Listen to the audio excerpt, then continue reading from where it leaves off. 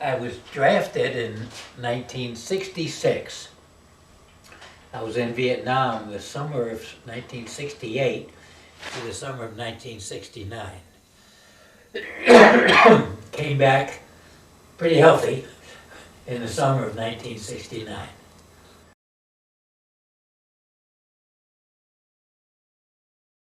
The Army asks some of your duty preferences, and it also asks about your geographic location. I told the Army I didn't want to study the Vietnamese language, and I told the Army I'd rather not go to Vietnam. So in my 2 years in the Army, I spent a year in Vietnamese language school, and then a full year in Vietnam. Those were my duty stations. And that was the pattern. Draftees and non-career military had 1 year in country in Vietnam.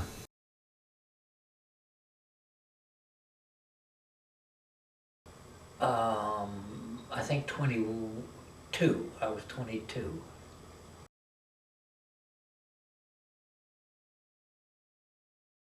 Well, I really realized that the U.S. foreign policy chose one side of a civil war. We were against the communist expansion in Southeast Asia. Therefore, we were allies with the South Vietnamese government, and they were corrupt and not very good fighters, and we lost the war. And when I was there, I just experienced the lack of morals, lack of values that took place during the war, and the political environment. I voted for an anti-war candidate for U.S. president while I was in Vietnam. Who was that? Hubert Humphrey. I think that we ought to keep in mind that there is a degree of political instability in South Vietnam, which is rather inevitable in light of the developments there the past year. And from time to time, there will be spokesmen from South Vietnam in an effort to bolster their own people's morale that may be making statements that upset us a bit. So I was against, the concept of war is awful, and this war, it turns out later, we absolutely lost, and it wasn't fought in an effective way. When you went to the war, did you know what you were fighting for? I felt that it was absolutely my obligation to get drafted and participate in my call to service to my country.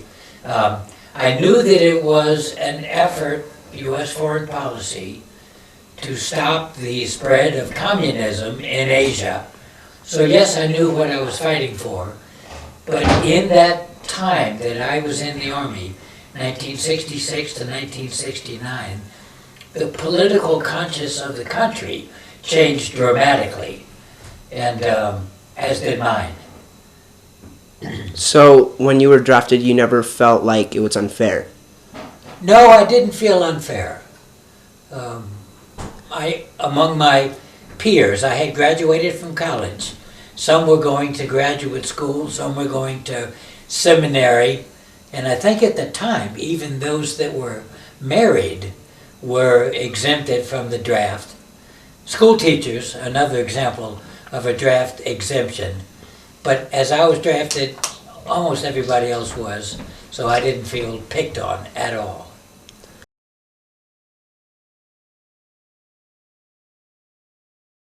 Well, good question. I felt in my consciousness and my political awareness that I should speak up.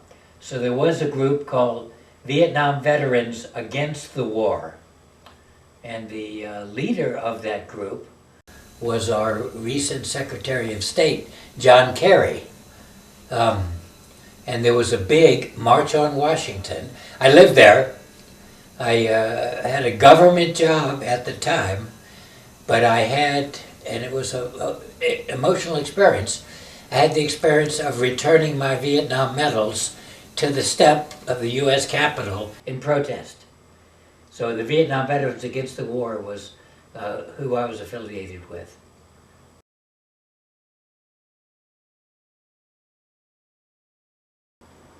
I think collectively, the will of the country and many of the then younger people, I was, 23 or 4 at the time, made a difference. I think it made a difference.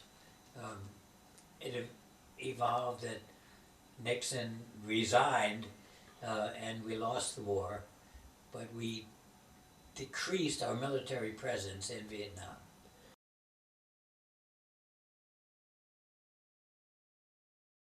I would agree.